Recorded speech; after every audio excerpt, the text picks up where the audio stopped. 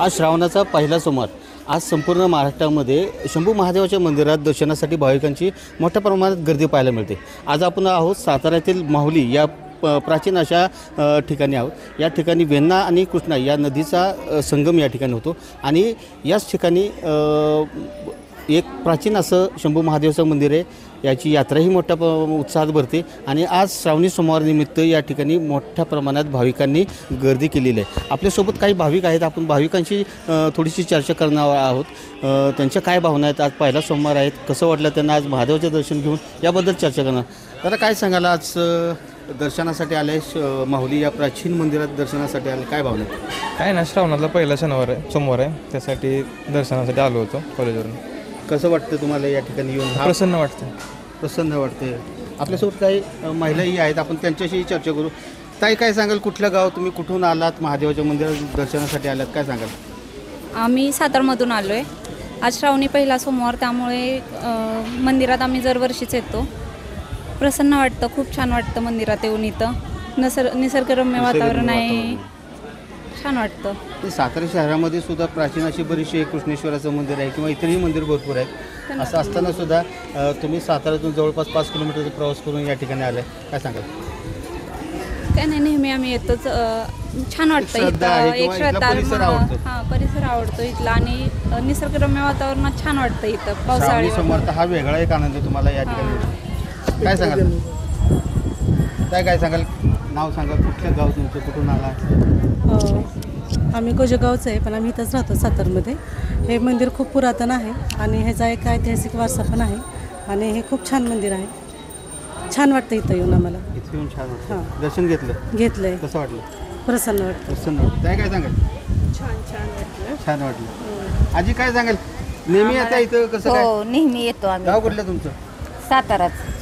नेहमी येता? हो, नेहमी येतो आम्ही। कसं काय वाटतं? छान वाटतं। श्रावणात काय महिमा, श्रावणाच्या सोमवारची महिमा काय? सोमवारी दर्शन घ्यावं का असं? हो, श्रावण महिना सपल जातो म्हणून श्रावणाचे सोमवारी दर्शन। आजी, काय सांगा? हे माहुली क्षेत्र प्रसिद्ध आहे आणि इथे देवळात आल्यानंतर प्रसन्न वाटतं। इतरही तुमच्या गावात देवळं असतील, तरी पण हे क्षेत्र माऊली म्हणून प्रसिद्ध आहे, क्षेत्र म्हणून प्रसिद्ध आहे, त्यामुळे तुम्ही या ठिकाणी आला। काय सांगा?